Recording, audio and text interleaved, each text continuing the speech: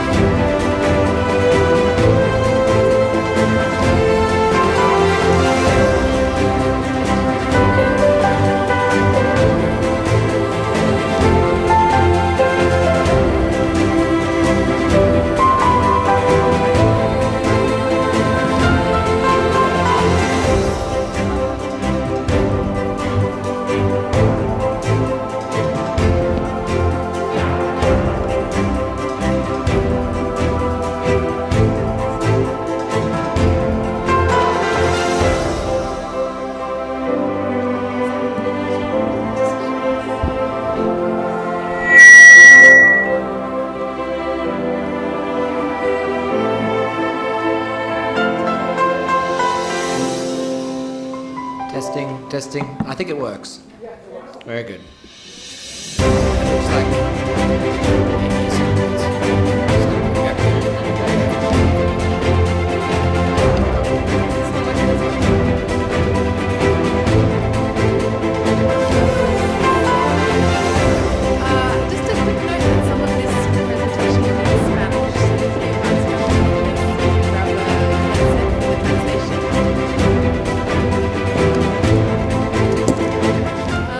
during this session, we're going to be using Slido. Can I see a show of hands of who's used Slido before?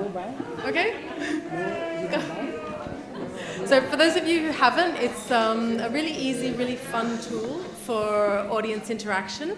So during the session, we're going to be asking you to answer questions that you can vote on. At a certain point, Lauren will be asking you. And then throughout the session, you can ask your own questions to the speakers that we'll address in the second half of the session. So you can ask your questions. We won't see them on the screen, but then we'll see them in the second half. So all you need to... Okay, this is our first question here. So you can go with your phone or laptop or tablet. Just go to slido.com and put in the event code Adolescent Nutrition. For those of you who are tweeting during the session, that's also the hashtag that we're using. You have the option to put in your name, and we recommend that you do this so that if we want to continue on the conversation, we know who asked the question. But if you don't want to put your name, you can stay anonymous. Okay. Any questions? Okay, I'll hand it over to you then. Thank you very much, Simone. And thank you to everybody here for joining us. I know the days at the World Health Assembly are long, but I think we're in for a very interesting evening. So my name's Frances Mason. I'm with Save the Children, and it's a very great honor for me to be here to facilitate this panel. We're going to be discussing a subject that I consider to be absolutely integral to our global effort in tackling malnutrition, and that is adolescent nutrition. Adolescents represent a sixth of the world's population and are often overlooked. So I think we're going to have some very interesting examples tonight that we can all go home with. So I'm delighted to be joined here tonight by three very eminent panelists. So immediately on my left, Dr. Kroeun, who is the Deputy Director of Helen Keller, Deputy Country Director of Helen Keller International in Cambodia. We have Lauren Landis, who is the Director of Nutrition at the World Food Programme, and then Your Excellency, Dr. Julio García, who's the Vice Minister of Primary Healthcare in Guatemala. So I'm also delighted to introduce Amy Baker, the Director General of Health and Nutrition Global Affairs Canada, who is going to open this session.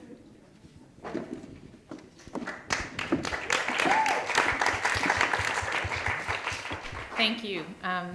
My opening is really formal in the WHO style, but I'm just going to skip it because this vibe is way too cool for good evening, excellencies, distinguished. So, hi, everyone. Really thrilled to be here with you tonight to kick off the discussion on adolescent nutrition. I would say that there is general agreement that the needs of adolescents have historically been poorly understood and largely underserved. With that in mind, one of the real opportunities of the 2030 Agenda and the 2015 Global Strategy for Women's, Children's, and Adolescent Health is that they both explicitly recognize the need to reach adolescents if we are to achieve our global development goals.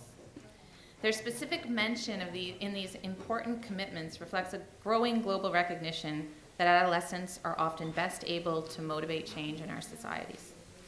But talking about adolescent health and nutrition is not enough. Youth need to be brought to the decision-making tables and given the opportunity to lead change in their communities, countries, and on a global stage.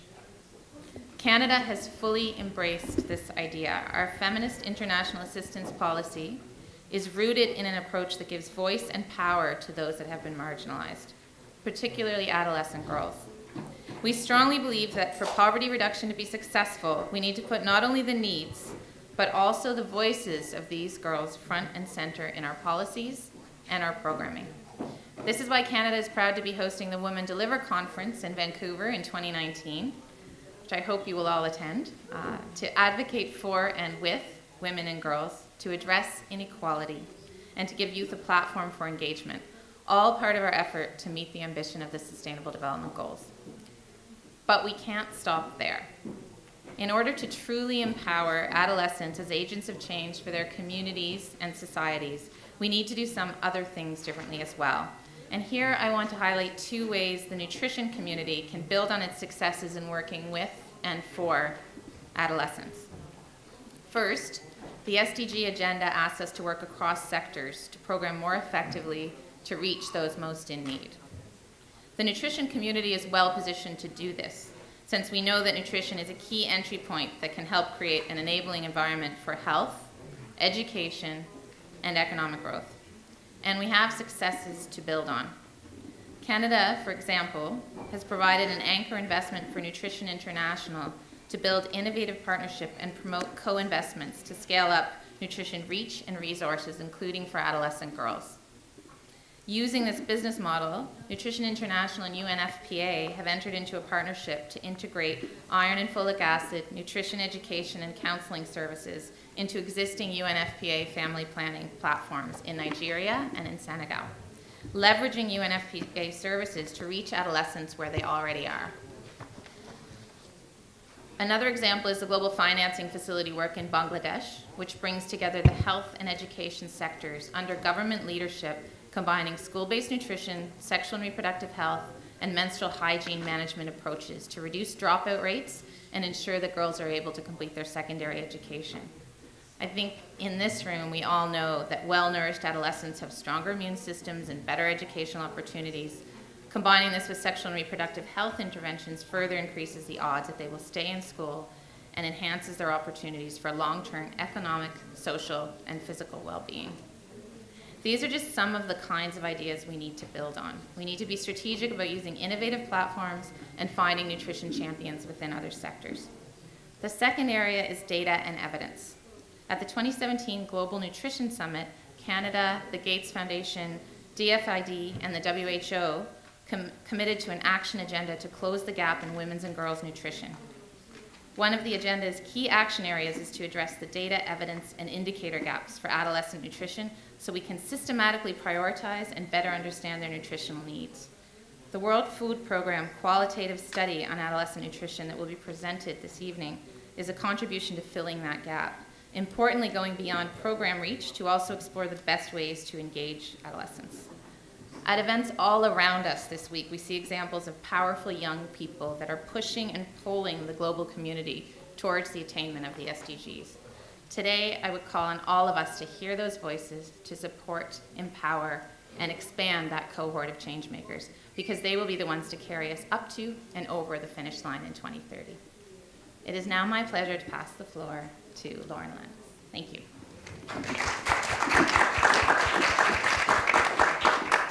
Good evening. You know, it was about 4 years ago we started to discuss with Juliet Bedford, who we happen to have here today, who is the founder and the director of Anthropologica and Unilever, about ways to reach adolescent girls. We were really focused at that point, as Amy pointed out, the Sustainable Development Goals were coming out, and we were talking about what are our target groups for achieving all forms of malnutrition. And it's really clear that adolescent girls were important, but how to really reach them. So in the World Food Program, we do a lot of school feeding programs, so primarily primary age children, some adolescents involved, but not really targeted at adolescents. We also do mother and child feeding centers at primary health care facilities. Again, often as you go in the door, you see mothers that could be 12, 14 years old in certain countries, but the services weren't really focused on adolescents. So in one hand, we were seeing them, but really not reaching them or focused on reaching their needs. On the other hand, from our two platforms of school feeding and primary health care, we weren't really seeing all the children. We weren't seeing the ones that were at home, that were in formal work, that were in factories. And the real question is, how do we reach a much greater set of these adolescents, and how do we do it effectively? So what we did is we encouraged this research that has resulted in this report that you're seeing today. And we reached out to 4 different countries, so 4 different contexts, but where in each case, adolescents make up, say, between 22 to 25% of the population. So the research, and by the end of this, I'm gonna encourage you to read every page of this report. We've talked about boys and girls, adolescents, in Kenya, Uganda, Guatemala, and Cambodia, talking directly to them to find out their experience, to find out how they thought we should reach them, and how they prefer to be engaged. And so the result is this report, which I think is extremely aptly named, Bridging the Gap. It's bridging the gap, and it talks about bridging the gap between childhood and adulthood and what that can mean. It also talks about bridging the gap between what we as adults think about adolescence, and as the mother of an adolescent, I probably fall into many of these categories, but also bridging the gap of data that we have on adolescents and the best way to reach them. So today, what we found in the report, despite the really diverse environments with which we did the research, we found some emerging themes that were across all 4 of these very diverse countries. And those are what I want to share with you tonight. But as you know, we wanted to do it in a very participatory way, mostly because Gerda said it has to be primarily participatory, but also because I think you'll have a little bit of fun. And any questions, I think as you answer the question yourself, it'll bring you into the equation. So let's see if I can do this. If you can log on to your Slido there, we have the first question. I'll read it out. And you get to pick one. Adolescence is defined as 10 to 19 years of age, the years around puberty, until marriage, when an individual takes on more household responsibilities. Can we start the voting? Yeah? Okay. We'll give you a couple minutes, particularly because it's the first question, to figure out the voting. I see the numbers still moving.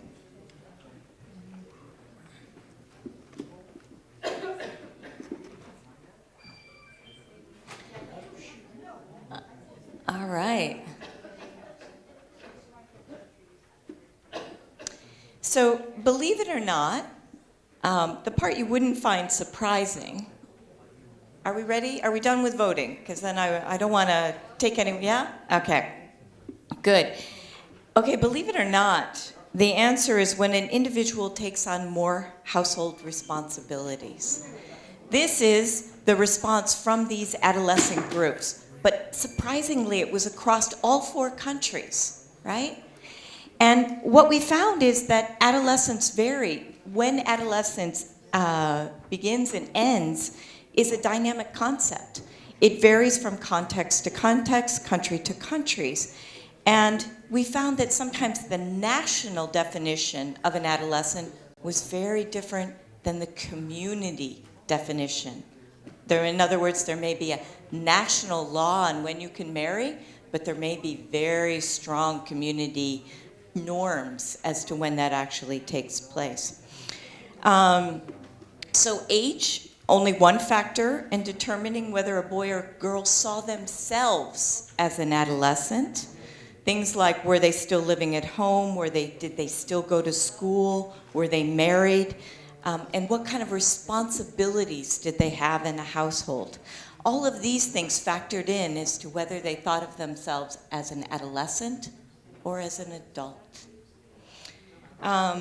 So what this meant for us in terms of programming is that adolescents who didn't feel they fed into some of our programming approaches, like school feeding, they excluded themselves. Or others who didn't feel that they were going to present themselves to a mother and child feeding center didn't go.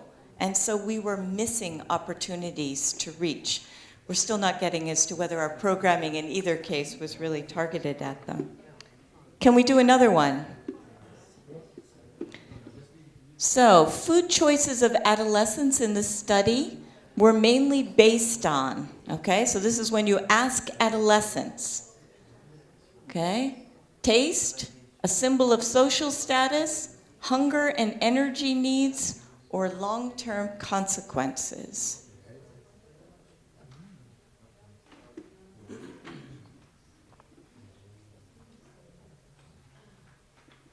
Still some voting.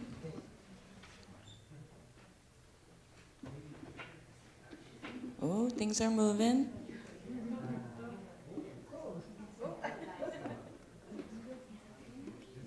Yeah.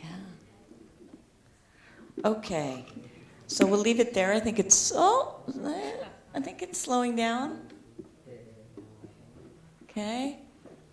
I think that number in the corner says only 25 of you voted, so I'll encourage a couple more. All right. Well, most of the audience, those who said hunger and energy needs, got the answer right. Definitely. That's what adolescents are focused on. Have we taken care of the hunger, and have I gotten enough energy? Most all of them were not worried about long-term issues or needs, and I don't know, I think that's probably universal for adolescents. My daughter doesn't really care about the long-term needs or the long-term benefits of what she's eating. But we also the report reads that we found that taste and social status played a role, but clearly not as important. So very interesting what adolescents are focused on. Couple more. Let's try the third question. Okay, I want to see a lot of voters this time. Of the 1.2 billion adolescents globally, what percentage are in lower middle income countries?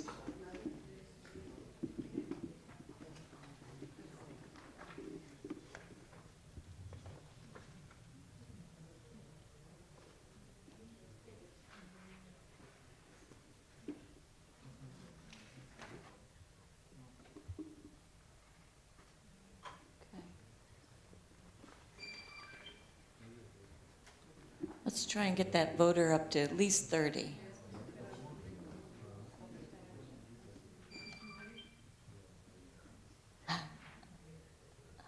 One more.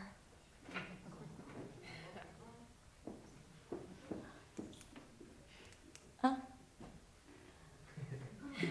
No? Okay. Oh, thank you. So the answer is 88%. Okay, so you guys were even guessing high.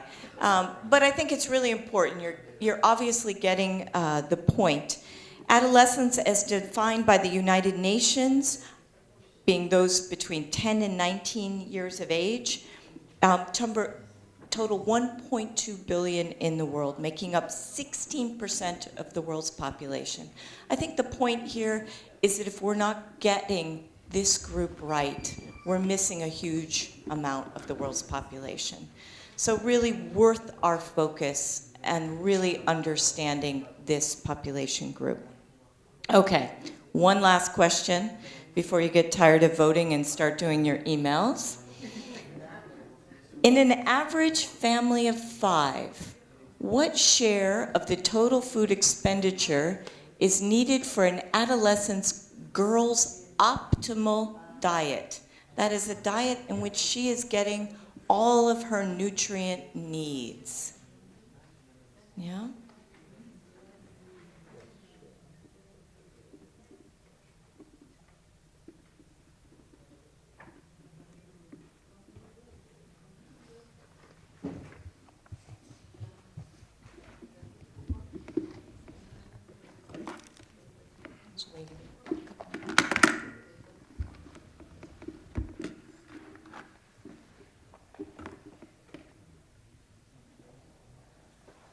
Okay, looks like the voting is slowing. The answer to the question is 30%. Yeah? And so you got it. This doesn't come so much from this particular report, but it does come from a lot of the work we've done in something WFP is working on in a lot of countries called Fill the Nutrient Gap, where we really look at what are the nutrient needs of each member of the family. And the point to take home here is adolescent girls are expensive. They probably had, a 30% of, and you knew that if you have one, yeah? But they take a lot of the family budget. But think about this. This is why it's important. Not only is that girl growing, but then she is likely to become a mother. And then we also need to think of the future and the health of that child. So meeting that nutrient needs of that adolescent girls is a very important thing. Okay, so those are all our questions for now. Thank you so much for your participation. And I hope that it brings out some of the insights of the research. I think that one of the most important things that I read into this report, and I really found it an interesting report and read it cover to cover, is that when you really are impacting the adolescent girl, when you're looking at the adolescent girl and her role in a family, you are really having an impact on the entire family. If you think about it, an adolescent girl probably has a role in buying the food. She's sent to the market, or the boy is sent to the market. They have a role in cooking it. Often they participate in growing the food.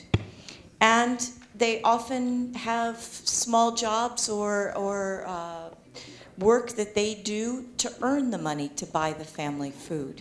So they have a significant role in the health and nutrition of the family. And not only, I don't know about your adolescents, but my adolescents are very flexible, adapt to change, and take on new technologies much quicker. If I ever need to know how to fix something in the household, it's the adolescent I ask. And so we've got a really interesting force for behavior change in our adolescent population. And if they make the right choices on nutrition, they can affect the entire family nutrition. And I think the point here is that we often see the adolescent girl as a point of entry. In our programming, we're going to target adolescent girls. But maybe what we're not thinking about is that adolescent girl can also be the point to reach the entire family and their nutrient needs. And I think that's one of the very important points that I take away from the report. As you gather your report out there, I want to make maybe 2 extra points about the report. If you don't have time to read it all, and we know you're all busy, read these key messages. This really tells you the story. And I think one of the parts that I like the best is also page 37, which I'm not going to find fast enough, even though I put a staple in it towards the end. Here it is. It's the part on what the adolescents told us, right? And they say things like, come to us, fit around our lifestyles, show us real experiences, make it entertaining, use our groups, don't put us in other groups, speak our language, ask us, include us, be fair, build us into the future.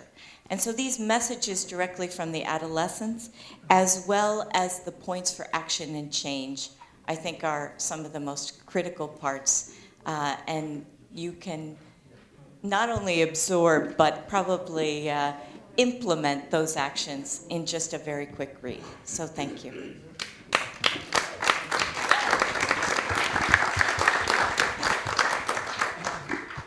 Thank you so much, Lauren. You've really fired us all up. I love your point of the fact that adolescence is such a force for behavioral change, and I think that's why we're here, and really that working with adolescents, the impact that we can all have can be really felt far and wide. So now we're moving on to the panel discussion.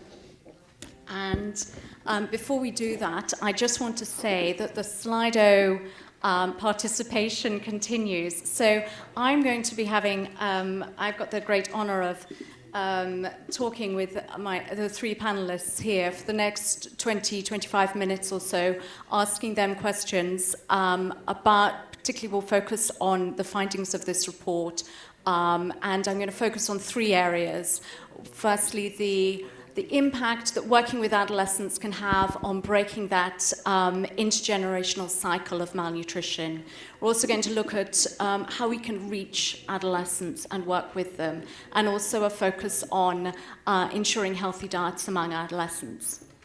But I'm sure you're all going to be having so many more questions. So what would be great is if you could type those questions into Slido while we're discussing, and as soon as they come into your mind. They won't pop up on the screen just at this moment, but they will at the end of this session. And then also you'll see other people's questions, and you can vote on them. So if we're inundated with too many questions, we will probably be targeting the most popular ones. So I really hope you'll be able to take advantage of that, because I think we'll be able to have a very rich conversation on that. So if I may, actually, Lauren, if I may start with you again of my first question. So adolescence is often referred to as the second window of opportunity for growth and development. So this is really starting with an umbrella question of how can adolescents really play that role in breaking the intergenerational cycle of malnutrition? You know, I think I've almost already answered the question, but when I was at the global gathering last year, I actually heard the Canadian representative use this term the first time, and I have adopted it, but I can't claim it to be my own. I really talk about now, wherever I go, about the triple investment. Because investing in an adolescent girl seems to really get results 3 times over, right? So first investing in the nutrition of the adolescent girl. She's still growing, so you get those positive benefits there. And then, if she becomes a young mother, you get a pregnancy that's hopefully a healthy one, and a child that is delivered, and that first 1,000 days, you've got a healthier child. But then you've got the final investment in that next generation is more likely going to have more education about nutrition and is going to be a healthier child growing up into a healthier adult. So I sort of see if we can catch that adolescent years, we can get positive benefits 3 times over. And I think that's how we're going to break this intergenerational issue. Well, if there's anything to give us impetus to do so, there's your answer. Thank you. Mr. Kroeun, if I can move to you. So also, I just want to reinforce Lauren's urge to read this report, because it's really is very much something where we can all learn so much. And Cambodia is one of the 4 countries in which the studies were taking place. So specifically, if I can ask you about what have you learned from this report in how to reach adolescents? Well, we are really exciting to have this first research conducted on adolescent girl in Cambodia, because we have actually a big gap, in knowledge on how to reach the adolescent boy and girl in Cambodia. My home taken message is that, there is no single channel to reach the adolescent girl in Cambodia, because each channel, it has its strength and limitations. In Cambodia, we identify 5 different channels, and that includes, school. School is the place where you can reach most of the adolescent boy and girl. But however, with the dropout rate of school, with 14% for the schooling children, that we can say that we cannot use it to reach all girls. And the fact that when you talk about the adolescent girl is 10 to 15, you have to have the strategy how you can work with different age group as well. Second channel that we identified was the garment factory. In Cambodia, many adolescents come to work in the garment factory. And this is one of the places we think, it potentially, it is a possible channel to reach them. But however, there is a problem to access to give the service and intervention to the garment factory is depending on the employee, of the factory. Employer factory. Sometimes it is easy, sometimes it's not easy. And the third one is more to do with the health facility in Cambodia. Across the country, you have the health center and the hospital spread out of the country, rural and urban setting. However, what we learn is that the adolescent girl only go to the health clinic when they are sick, so that is another limitations. And the other one is the technology and the social media. 85% of the adolescent girl reported to use the Facebook, and we thought, this is an important platform actually to reach them. But however, the extent to the trust and confidence now to the Facebook content is, really low in Cambodia, and the fact that the parent actually monitor the content and they follow up the children, who actually engage with the Facebook is one of the issue. So the point I want to say is that, the final one is the youth club. or youth group. The youth group considered to be a potentially important platform because it actually established by the youth themselves, where it has the high level of autonomy and decision-making power, and it could be good because they trust each other, and they can engage actively in the discussions. So that is the point. Thank you so much. Lauren actually mentioned 300 translations of Bridging the Gap and how this report bridges the gap. I would like to add a fourth, actually, which I think is really representative of what you've just said, Kroeun. We're bridging the gap between sectors. And we're really working with adolescents is probably about the most multi-sectoral that one can get, and you've just really demonstrated that with your answer of the 5 different approaches, and I'm sure that's probably just the start of it. But thank you so much for that. Dr. García, if I may move to you. I know that the Office of the President in Guatemala advocates for active participation of adolescents. So I'd really appreciate it if you could tell us a bit more about your work in reaching adolescent girls, particularly with the aim of addressing nutritional challenges.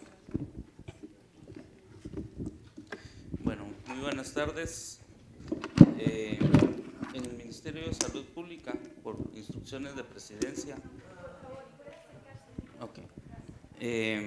se hace un trabajo, pero dentro de las normas de atención del segundo nivel está especificado ya el trabajo hacia el grupo de adolescentes. Ustedes lo han dicho, el grupo de adolescentes es un grupo muy importante porque si logramos incidir en el grupo de ellos, vamos a poder hacer una transformación de nuestros países. Vamos a lograr controlar problemas nutricionales, vamos a poder lograr hacer un cambio en esa, no niña embarazada, sino darle orientación y poder llevarla al momento en que ella pueda superar la adolescencia para embarazarse, porque ese es uno de los problemas que tenemos en nuestros pueblos. Dentro de las normas de atención se les otorga los espacios para adolescentes, y ahí se les da la atención en exámenes físicos, atención nutricional, se les aborda también en lo que es laboratorios y el análisis del consumo de alimentos, se trata con ellos. Y eso es muy importante, se les da suplementos de hierro y ácido fólico a las adolescentes principalmente. Me gustó el estudio porque esto nos permitió reforzar muchas cosas que ya se sabían, pero que no había una evidencia científica que nos viniera a apoyar en esto, en lo que miramos que las niñas son delegadas dentro de sus mismos hogares.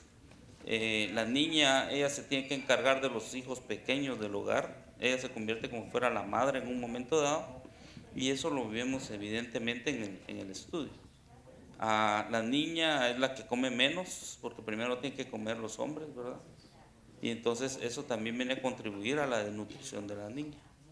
Entonces muchas veces estas niñas terminan casándose antes de tiempo para poder huir de lo que los están forzando dentro de sus hogares. Y entonces miramos que esta niña adolescente resulta embarazada, desnutrida, y vamos a tener consecuencias posteriores.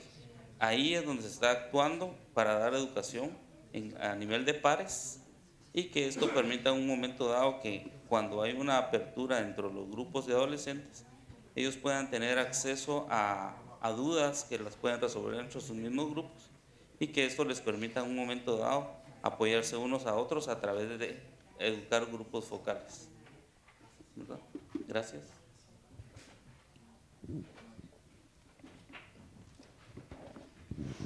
Thank you so much. I know it's frustrating when we're limited by time because I think there's so much that we could be learning from each other. So I hope there'll be time afterwards for us all to continue these discussions. And again, of course, there's more in the report, but thank you for that.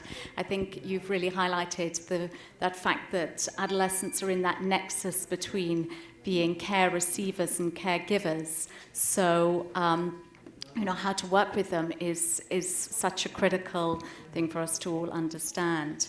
Mr. Kroeun, if I can move again to you. So, as we know, the four countries that were where research was undertaken was in Kenya and Uganda, and in Guatemala and Cambodia. And so, one of the areas in the research that that I think is very interesting is how adolescents, how we can ensure that they have healthy diets, and particularly when we have the challenges, as Dr. García said, when they eat last, as Lauren said, when they are the most expensive to feed in terms of meeting their nutritional requirements. It's a tough question, but how do you manage to address that, and what lessons have you learned in Cambodia? Thank you. Actually, like in Cambodia, we face a different issue. We look at it, different problem is based on the different geographical area. When we look at the diet, among the adolescents in northeast area, where you have the where we have the minority group, adolescent girl, we can see that they actually have the expensive diet compared with the rest of the countries. So the important thing is that there are many things, but I want to highlight that we need to look at the balance between the demand creations and then the supply. If we only work to increase the demands and then the supply is not there, that would not be ensure the affordable and accessible nutritious diet for the woman, especially adolescent girl. So in Cambodia, we have identified some considerations, and that include fortifications. Fortification actually could serve the whole populations, but also it could serve to the adolescent girl actually, and with accessible and affordable price. So we saw that is important. In Cambodia, one of the things we're trying to do is that to encourage the private sector to actually do the fortification, like for example, the fish sauce with iron, and also salt with iodine, so that the adolescent as well as the family member could access to affordable, cheap product, right? The other thing is that in Cambodia, based on the available evidence, we found that the adolescent girl actually eat large food, snack food is the large, consumptions by the adolescents. So we saw that to take this opportunity, why don't we just do something to actually produce the healthy snack food, instead of this have problem, we have for the low nutritious snack food right now. And the food-based approach is one of the things that we consider, this nutrition-sensitive intervention, agriculture, whatever, that we can actually do to improve the nutrition among the adolescents. So that is something that we need to do. It's not only one single interventions, but more like integrated, program to address these needs for adolescent girls. Thanks. Thank you very much. Can I just follow up on that of the healthy snacks? Because when you were talking about working with the youth platforms earlier, and acknowledging that the success of any interventions is when it's come from the youth themselves, how involved are the adolescents with whom you're working in kind of creating, recommending what constitutes healthy snacks? Well, Again, I want to re-emphasize that the sustainable platform and effective platform, it should be the platform or channel that created by those involved in the issue. So if the youth themselves, involved in establishing their own platform, that would be considered as an effective platform.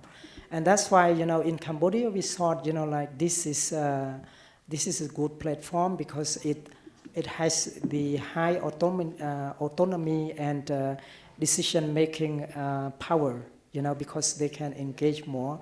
And the fact that with these considerations, Civil Society Alliance actually already engaged with the, Forum of the Youth, where we actually raised the importance of the nutrition and the, effect of the malnutrition for the future generations. And we get quite positive from the feedback, like they think about themselves as well as the generations of the children, So we thought that, create the platform by themselves, plus with the engagement, start to engage the dialogue on this issue. It would be very helpful to actually raise awareness and the focus as well as the priority for the future dialogue on the nutrition adolescents. Thank you so much.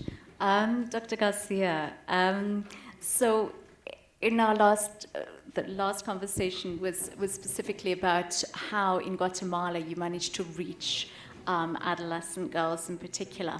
Can I take a step back and ask more broadly, in the report it talks about the triple burden of malnutrition in Guatemala. So how is the government tackling adolescent nutrition? And again, particularly, what did this report highlight for you? Thank you. Bueno, importante es, como ya lo había mencionado anteriormente, son las acciones que se han realizado en el grupo de adolescentes. Y algo que es trascendental y da un gran impacto es el trabajar directamente con espacios amigables para que los adolescentes puedan accesar a los servicios y que esto en un momento dado les permite que a través de la misma consejería de los adolescentes se vayan apoyando unos a otros y a través del trabajo de pares que les dé la confianza necesaria para poder trabajar.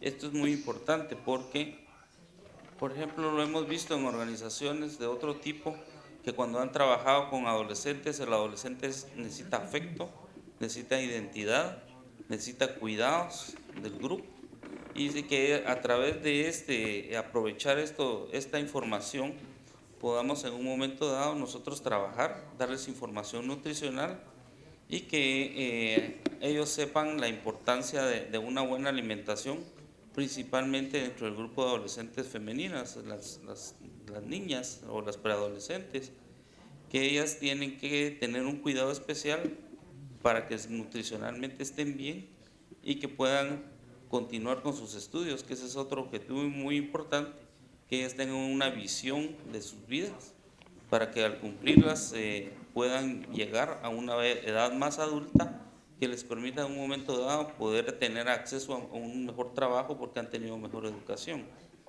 El estudio, pues lo importante que veo yo aparte de esto es que nos permite identificar cómo piensan los adolescentes, que eso es importantísimo. Y parte de lo que ellos hablan es el estatus que ellos sienten cuando están teniendo una alimentación no adecuada, pero que es parte de lo que el grupo les permite tener como identidad, que han subido de estatus, ¿verdad? Al tener una alimentación, por decirles, pollo frito o aguas carbonatadas, y que eso les da a ellos como estatus. No es que estén viendo el valor económico, sino que están viendo la comparación dentro del grupo. Entonces es importante trabajar sobre ello y decirles que lo importante no es eso, sino que es la nutrición que van a tener adecuadamente, ¿verdad? Y esa es una fortaleza muy grande. Gracias. I think we all say hear, hear to that. Thank you very much indeed. Lauren, if I can move again back to you. So far we've very much learned from country experiences. I'd love to ask you, how do you think the UN can support better adolescent girls' nutrition? This is also a tough question. You know, a couple of weeks ago I was listening to Princess Sarah of Jordan, and she was kind of giving a call to action to the UN. I don't know if she's quite an articulate speaker. And she said, you know, for me, the way I look at the UN, it's as if you've divided up the woman. It's as if you gave her stomach to WFP, her crops to FAO, her ovaries to UNFPA, and you know, her voice and political leanings to UN Women. And God forbid she should be in an emergency, because then she's got to deal with a whole other set of emergency agencies, and it, you know, could be UNHCR and OCHA, who are dividing up the woman. And really her call to action is one that I have to really condone, is let's think about the whole woman. Let's not just think about her stomach or her ovaries or her political voice.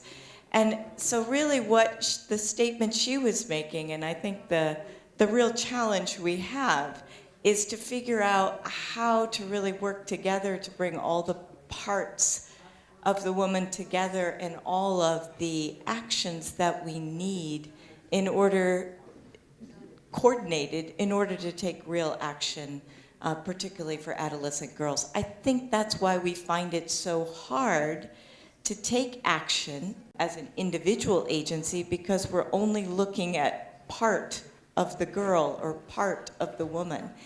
And we really need to think about it as one composite entity that has multi-sectoral needs. Yeah. So no real answer, but hopefully some food for thought. Thank you, Lauren. That's quite an alarming image for us to consider, but I'm so grateful that you end on talking about harmonization of efforts. Now, I do want to ask you all a kind of one call to action, but what I'm actually going to do is move to the Slido first, and would be great if we can have questions from that, and then if I may, I'll come back to you afterwards before we have our closing remarks. So here we have some of the questions that have come up. I'm assuming that the numbers at the side are just, so there's not much voting that's gone on so far, is that right?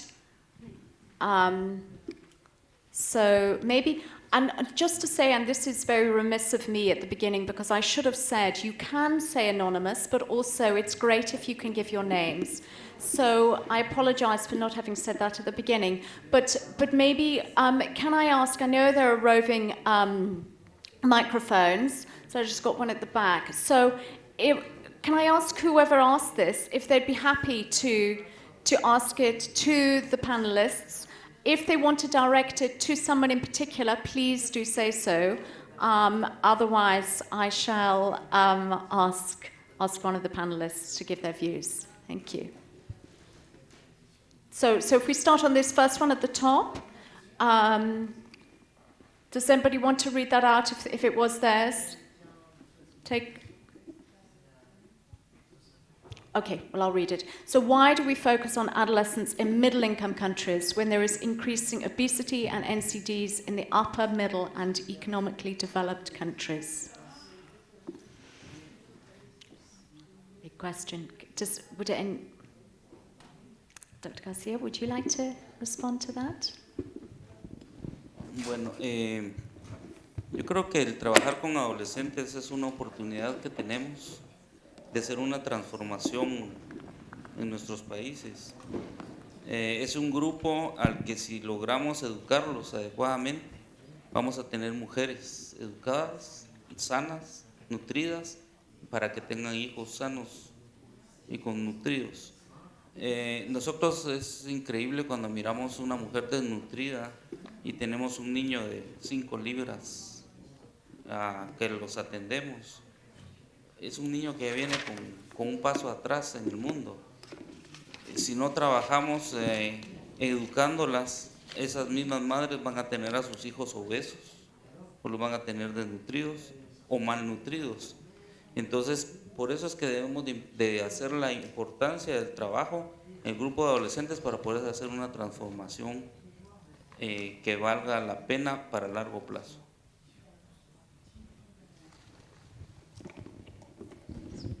Thank you. And again, back to the person or the two people for whom that was an important question. I know if you want to follow up with anything, please do put it on the Slido or raise your hand. Thank you. So again, we'll stick to the most popular ones. So how, again, the top one, does anybody want to read that out if that was their question? So how can we encourage households to provide nutritious diets to adolescents when they're expensive? Poor households can't afford it. Could this work against girls?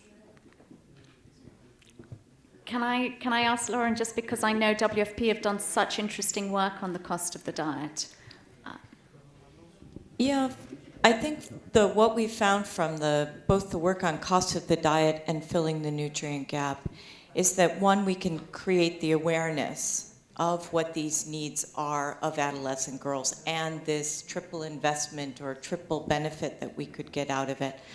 But I think it also helps policymakers and programmers to target their assistance. In other words, if we see that we could have such a positive impact, not only on this generation but the next, through targeting adolescent girls, it helps us with thinking about our policy making and programming.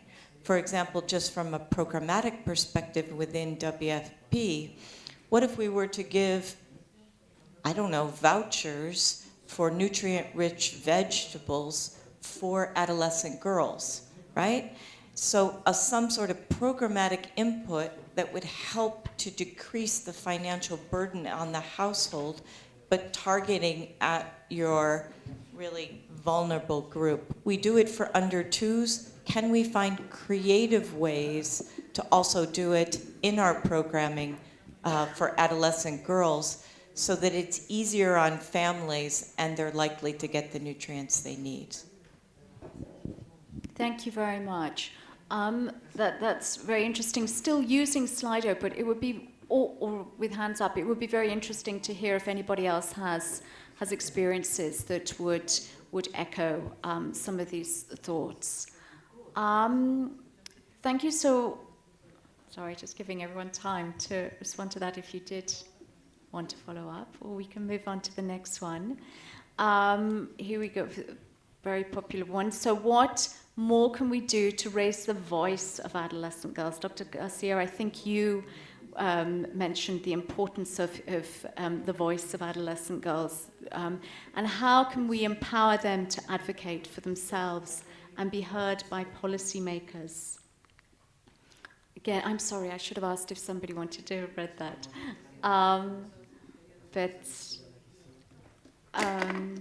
Well, would you like to? Yeah. Well, I will try, but right now, in Cambodia, for example, the visibility of the adolescent girl is not there. So when we talk about the nutrition, stakeholder always say, 1,000 days is the important and should be prioritized, when we have the limited resource. I think this is the key, if we want to actually increase to support the adolescent nutrition, we need to increase the visibility of the adolescent girl, among the public, among the actually the decision maker and things like that. And how to do that? There are different ways. Using the evidence that we have. I mean, this research in different country, and then use that to advocate for the visibility for the girl. For example, in Cambodia, we are planning to have the dissemination workshop where we will share the finding and also discuss why we need to focus now on the adolescent girl. Looking back at the statement that you say about adolescent girl is the second cycle. If you can break that malnutrition cycle, it will help a lot in terms of the nutrition for the 1,000 day, because if the adolescent girl will be malnourished, then it will lead to the low birth weight for the child, and definitely that will be a problem for the child.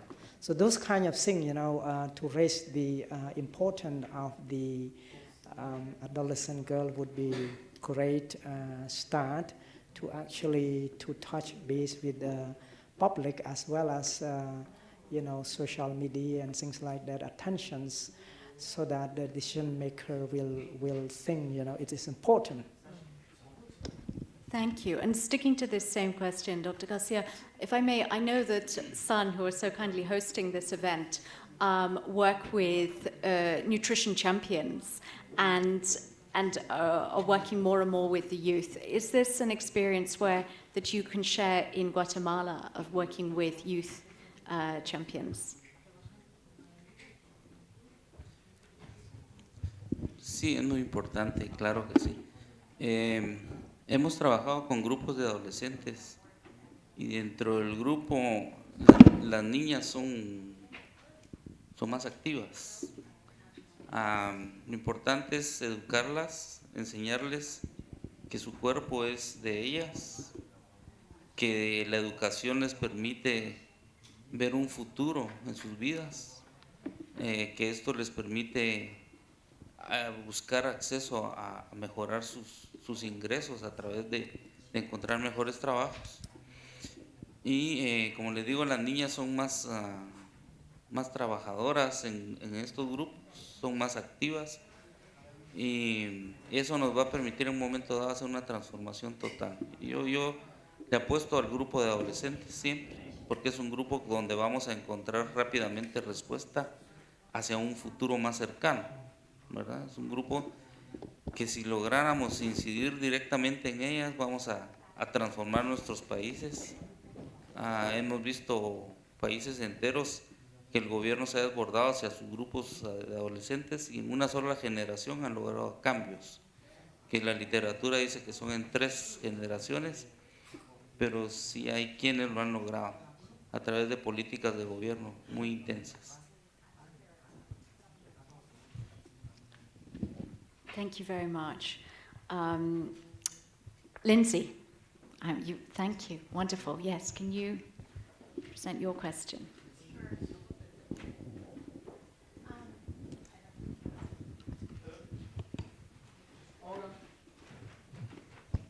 Hi. Is it good? Yeah, okay. So yeah, I guess I was thinking that the findings were very interesting, but how are we going to actually take them? And this could be to any of the panelists. From your organizations, with your ministry, how are you going to turn them into actual action for adolescent girls? I think that's such a good question. Can I ask all of the panelists to give a brief answer to that? Thank you. Well, for Cambodia, we thought that the next step would be to use this evidence to advocate for the expansions of the current policy to include the importance of this adolescent nutrition. Instead of developing the new policy on adolescent girls, we think it is effective to have the current policy. When it's revised or refined the policy, we can advocate to include that in the policy. And to do that, we need to have the strong advocacy voice from multi-sectoral collaborations, and we know that civil society play a strong role in advocacy and, with collective voice to make the change of the policy, and this could be something we think about it. For Cambodia specifically, we are in the process to develop a 5-year national strategy for food security and nutrition in the multi-sectoral approach. And we thought that to use this opportunity to actually advocate for the inclusions of the importance of adolescent nutrition in that policy. Thank you. So good to hear there's a collective voice on advocacy. Lauren. Yeah, I've been thinking about this a lot, and I think that we not only have to see the adolescents, if they're in our school feeding programs, our health centers or whatever. And of course, we know good programming is to bring them into the program design, which we can do a lot better.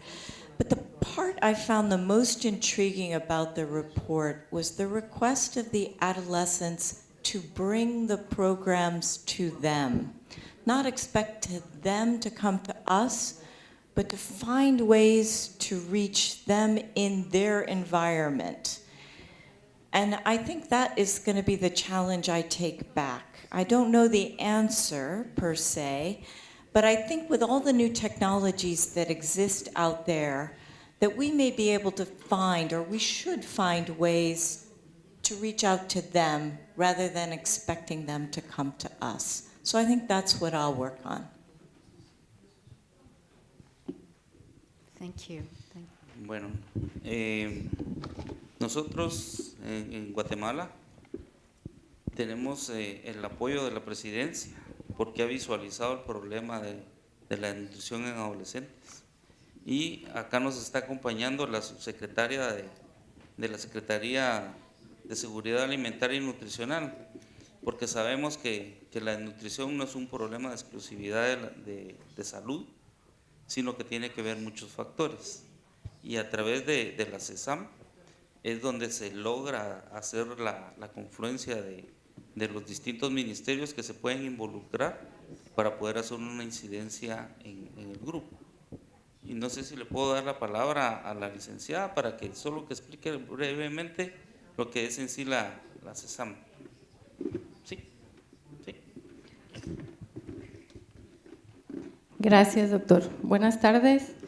En Guatemala, desde la Secretaría de Seguridad Alimentaria, en el tema de adolescentes, hemos visto una oportunidad relacionada a los entornos saludables.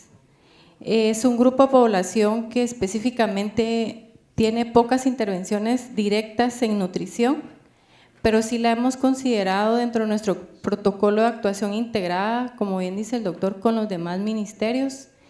Y reconocemos que los entornos alimentarios que hoy tienen nuestros adolescentes en Guatemala pues no son los adecuados en función de una nutrición saludable, como decía el doctor.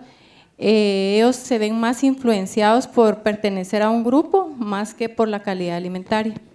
En Guatemala nosotros tenemos el déficit, pero también ya tenemos un aumento en el sobrepeso. Es decir, muy pronto estaremos lidiando con la doble carga. Entonces, no solo la educación alimentaria, también consideramos desde la CESAM que no la debemos orientar solamente al déficit, sino también ya estamos lidiando con problemas de sobrepeso. Un reto que tenemos para responder la pregunta, ¿qué oportunidades vemos específicamente nosotros para abordar el tema? Uno es, primero, tener datos de país en relación al estado nutricional, además de otros factores, porque hoy no sabemos, digamos, cómo está el estado nutricional, más allá de una encuesta que en el caso de Guatemala nos es difícil hacer encuestas muy seguidas, pero sí necesitamos generar datos de información rutinaria desde el Ministerio de Salud o del Ministerio de Educación, que tiene un buen grupo cautivo, o tienen la oportunidad de captarlo en el caso de salud, por supuesto conscientes de que hay un grupo que no alcanza a llegar, pero al menos de tener la idea de cómo está nuestro grupo de población. Hay una encuesta de escolares también que incluye al grupo de adolescentes, pero en nutrición el módulo es pequeño, entonces nos falta información de consumo y otras variables, digamos, cualitativas que debemos reconocer en este grupo de las y los adolescentes. Desde la CESAN, que nuestra función es monitoreo y evaluación, consideramos que es muy importante generar como país primero datos para tomar decisiones, sumarle al tema de educación alimentaria, que no solo tiene salud, sino también otros sectores, el tema del exceso, y por qué no hablar de los problemas de la alimentación en la adolescencia. Nosotros tampoco contamos con datos, ¿verdad? Y principalmente en el área urbana. ¿Qué está pasando en el caso de la bulimia, anorexia? No tenemos datos. Entonces vemos una oportunidad por ahí para poder decidir las intervenciones en conjunto. Y en el caso de los entornos alimentarios saludables, es un tema que es muy reciente, que recién empezamos a hablar en el país. Nos va a llevar más tiempo, pero consideramos que ojalá llegara a un tema más de regulación de la publicidad. La industria, ellos sí piensan en nuestro grupo adolescente y trabajan duro, ¿no?, con ellos. Nosotros hemos, como bien dice aquí en el panel, nos hemos enfocado en la madre o en la niña pequeña, pero la industria sí lo considera. Tiene un grupo objetivo con los adolescentes en su marketing. Nosotros no lo hemos hecho desde el concepto de la seguridad alimentaria o la salud necesariamente. Thank you very much indeed. Lindsay, so I think you've got quite a rich answer there from the three panelists, and thank you again for the further information on Guatemala. Lindsay asked the last question. Does anyone want to ask this question? I think it's such an important one, and to have a conversation about adolescent nutrition without discussing child marriage would seem very remiss. So please, it's such a good question. Please take ownership of it.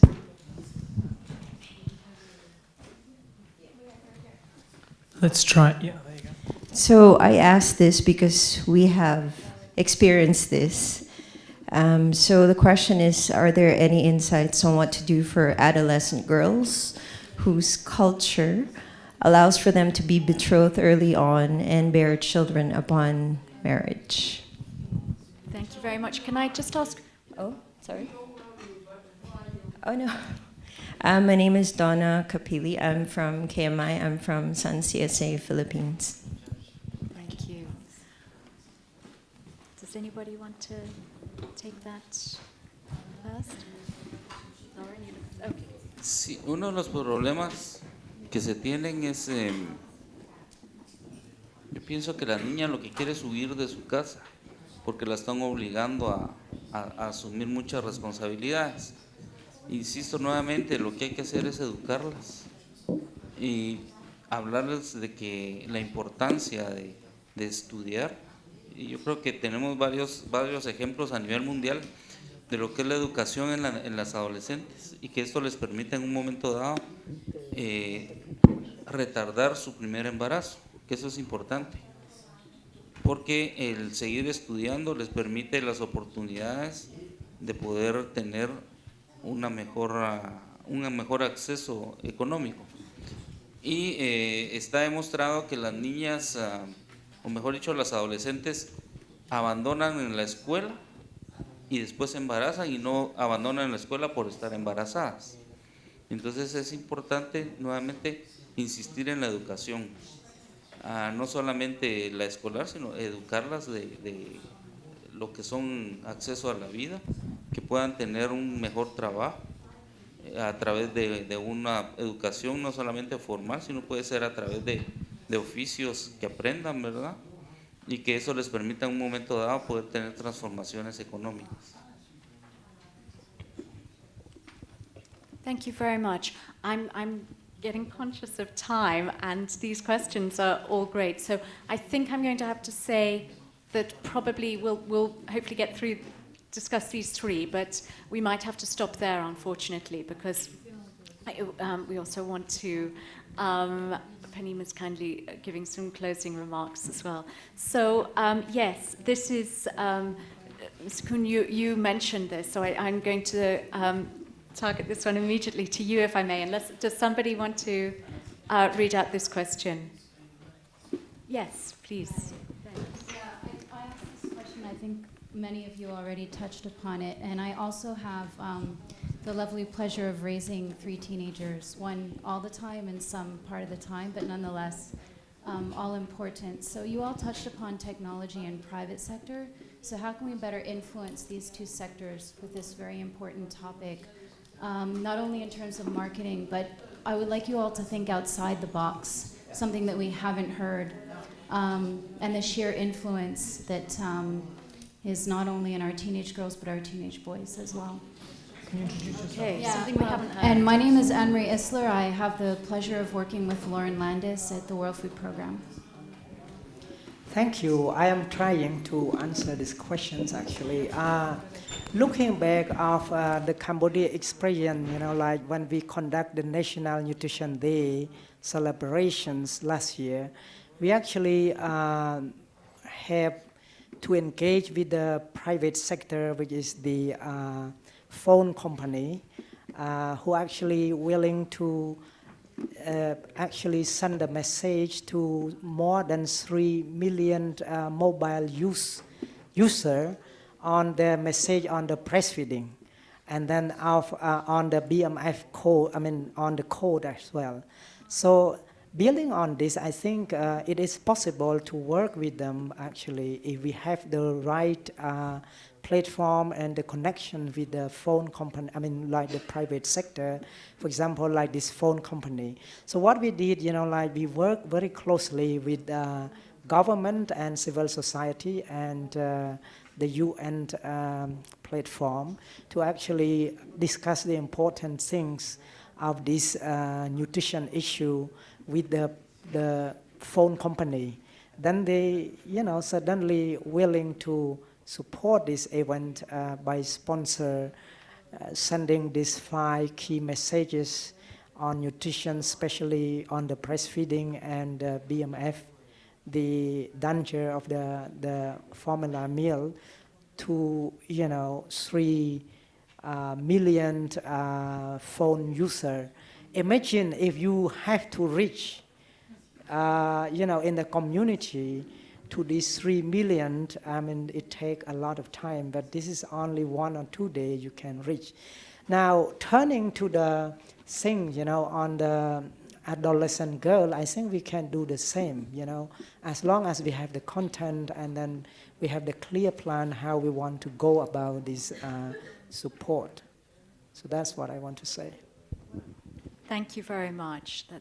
Thank you. Right, just if I can ask for very brief answers, which I know is tough because there's such big questions. But does anybody want to ask the one about the specific diet?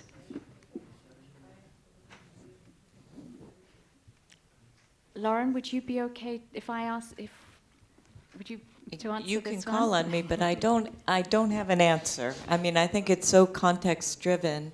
I think it's so income driven that I don't think that there's countries where girls have as much as they need to eat, at least in the form of rice. There's countries that have been pointed out where girls eat last and therefore maybe get less meat or less side dishes, whatever the context might be. So I don't know that there's a specific diet in the household, but it really seems that there are food, either taboos or norms in each country that we may have to push against if we're going to get all those nutrients that girls need into their diets. So a good question, but not really a good answer. Thank you so much. The last question is about reach, and I think I don't know whether somebody wants to ask that specifically, or whether I can combine that, because much of the discussion has been about reach. I do also want to ask our panelists, just for one last sentence each, on what their call would be, really addressed to all of us here, as to how we can reach adolescents best. So if it's okay with the person who asked this question, can I merge those two and ask you to all come up with your one last point, just one sentence? Thanks. I already said, how to reach them. But for my call actions, actually, I have 3 things to say here. One is that, because this is the new topic, and I'm not sure, like other country, but in Cambodia it's really new, adolescent nutrition. And the first thing we need to do is that build on the available evidence we have now to advocate for the expanding this piece to the existing policy. That is number 1. And number 2 is that, we need to actually work together, especially with the multi-sectoral collaborations. For us, civil society, we determined to actually support this, whatever we can to actually bring the adolescent girl to the front of what we do, the same things like what we have for the 1,000 day. The third thing is that, media play important role. So we need to engage with the technology and media to raise the visibility of the adolescent girl to the public so that it can be heard to the decision maker, where we can actually easy to advocate for the inclusions of the piece of the material.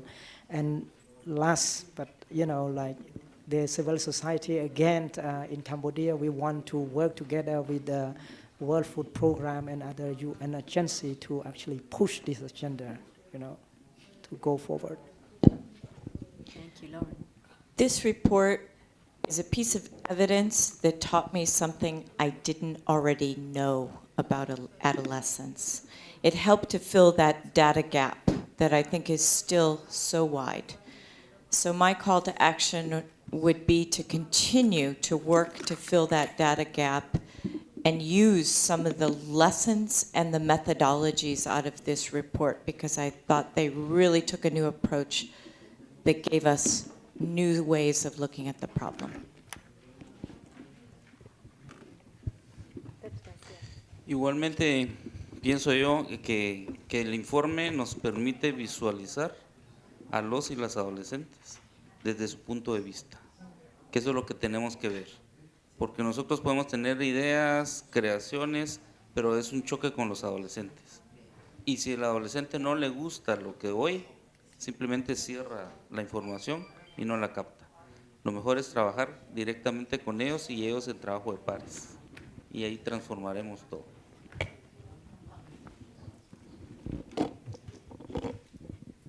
Well, thank you so much. Thank you to the 3 panelists for being so generous in sharing your insights. I, for one, have certainly learned an awful lot. So just before I hand over to Purnima, I want to say a big thank you to Sun for hosting this event, and to WFP for commissioning this research.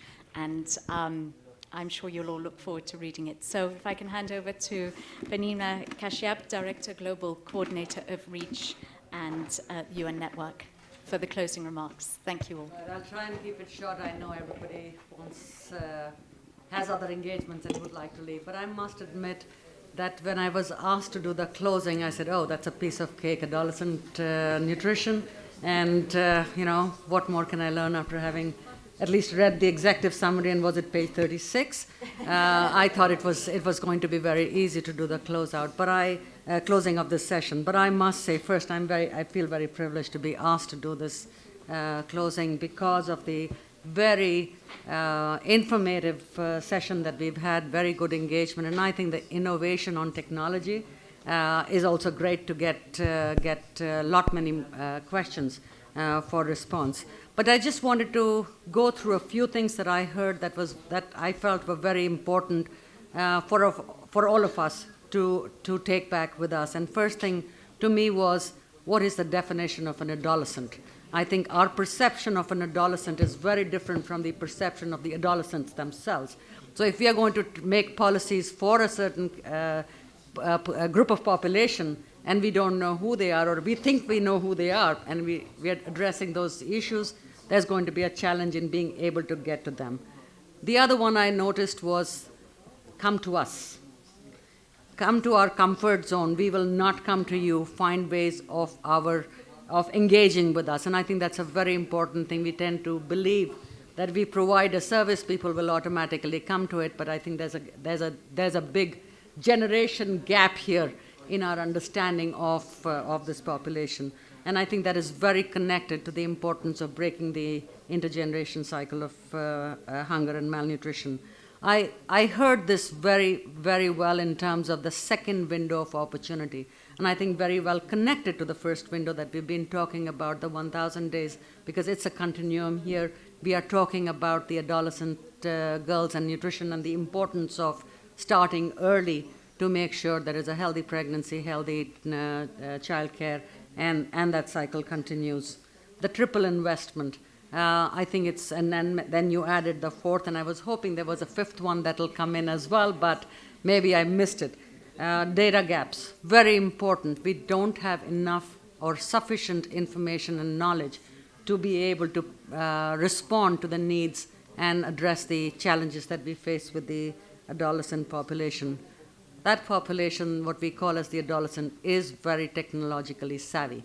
So we do need to have, wherever they may be, I think the thought that in rural communities, the access to mobile phones is not there or social network is not there, I think it's a rapidly growing use, and that generation is using it more than anybody else. So can we tap into that opportunity for addressing the needs, being innovative? Very important to be innovative. Let's not think that we know it and we can use the standard ways of doing things, and be creative. And I like the idea of that innovation of question answers as well, step towards it. I think what is important, and I think it's important for us to take the lessons from the report. I think there were a lot of common strengths that we saw within the various country reports that came out that have come out of the report, and I will urge all of you, if you haven't taken the report, take it in multiple copies, share it with the others as well, to get the knowledge on the different approaches or the innovation and creativity that we need to do to deal with, to address the challenges with the adolescents.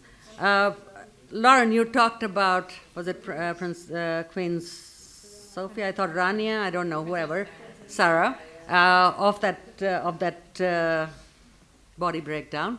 But I think it's a sectoral breakdown, let me put it that way. And I think it's the way, it's not necessarily, I don't personally believe it is the UN that does it, but it's the sectors who have divided different parts within the sectors and subsectors.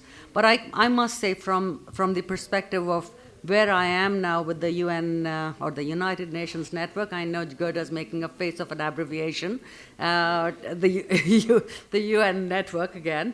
I think what is important is that for us as well, we are at country level beginning to and have expanded our engagement with other agencies that are not nutrition specific but are nutrition sensitive. For example, we have partnerships in countries where UNFPA is very actively engaged in the UN work that is done at the country level.